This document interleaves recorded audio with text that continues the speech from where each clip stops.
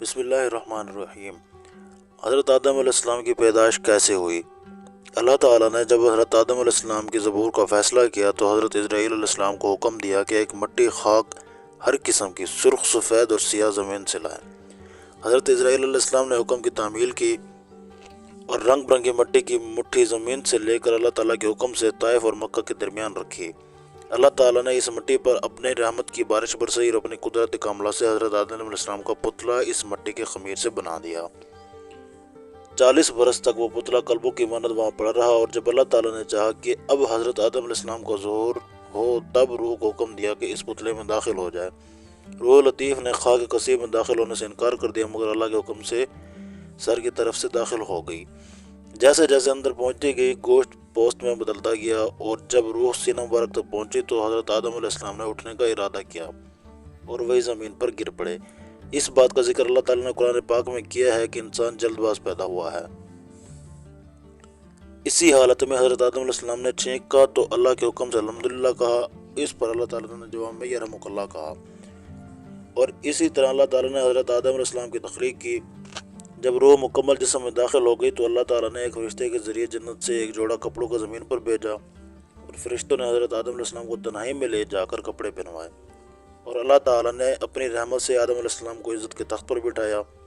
فرشتے آدم علیہ السلام کی تخلیق سے پہلے آپس میں کہتے تھے کہ جس کو اللہ تعالیٰ خاک سے بنا کر خلافت کے تخت پر بٹھائے گا وہ اللہ کے نزدیک ہم سے زیادہ عزیز نہیں ہوگا، اور ہم دن رات اللہ کے ذکر مشغول رہتے ہیں، اس سے عظیم ہی رہیں گے۔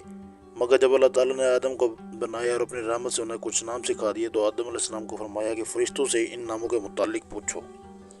جب حضرت آدم علیہ السلام نے فرشتوں سے پوچھا تو جواب سے عاجز ہو گئے، اور اللہ تعالیٰ سے عرض کیا کہ پاک ہے تو، اور ہمیں صرف اسی چیز کا علم ہے جو تو نے ہمیں سکھایا ہے، بے شک تو دانا ہے۔ اور اللہ تعالیٰ نے فرشتوں کو جو حضرت آدم علیہ السلام کے گرد صفے باندھے مؤدب کھڑے تھے حکم دیا کہ آدم علیہ السلام کو سجدہ کرو، اور فرشتوں نے فوراً سجدہ کر لیا، مگر ابلیس شیطان نے انکار کر دیا اور بولا کہ میں آدم سے بہتر ہوں، کیونکہ مجھے تم نے آگ سے بنایا ہے اور آدم کو مٹی سے۔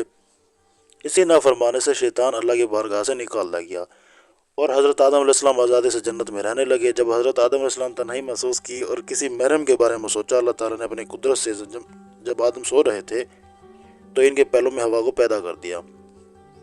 جب حضرت آدم علیہ السلام بیدار ہوئے تو ایک پاک باز عورت کو پاس بیٹھے دیکھا، پوچھا کہ تو کون ہے؟ اور حضرت حوا نے جواب دیا کہ میں تیرے بدن کا حصہ ہوں، اور اللہ تعالیٰ نے مجھے تمہاری پسلی سے پیدا کیا ہے۔ اللہ تعالیٰ حضرت حوا کو اتنا حسین بنایا تھا کہ اگر عالم کی خوبصورتی 100% ہو تو 90% ہوا کو ملی ہے اور 10% باقی عالم کو۔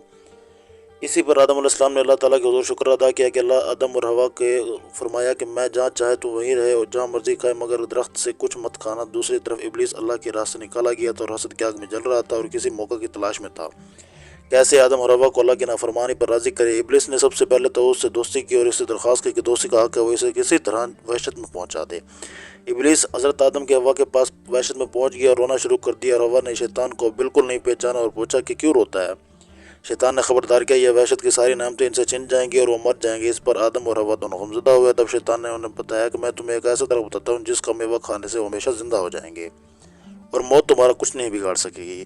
آدم کے پوچھنے پر شیطان نے انہیں اسی درخت کے پاس لے گیا جس کے بارے میں اللہ تعالیٰ نے کھانے سے منع کیا تھا، مگر آدم علیہ السلام نے اسے کھانے سے انکار کر دیا اور کہا کہ وہ ہرگز اللہ کی نافرمانی نہیں کریں گے۔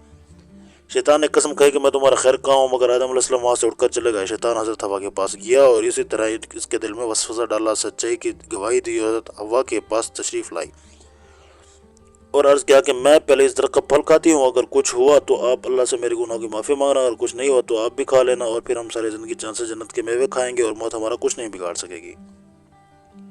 آدم اور حوا شیطان کے بہکاوے میں کھا لیا جسے اللہ تعالیٰ نے انہیں منع کیا تھا۔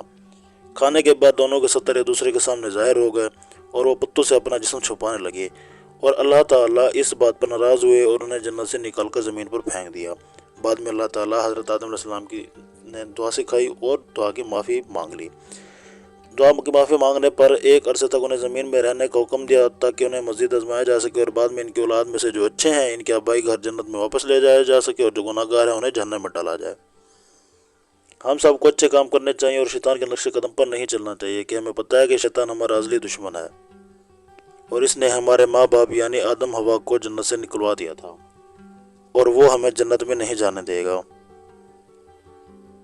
مگر ہم اللہ کے حکم پر چل کر اللہ کی خاص رحمت سے انشاءاللہ جنت میں ضرور پہنچ جائیں گے، انشاءاللہ انشاءاللہ۔ ایسی ویڈیو دیکھنے کے لیے چینل کو سبسکرائب ضرور کیجیے۔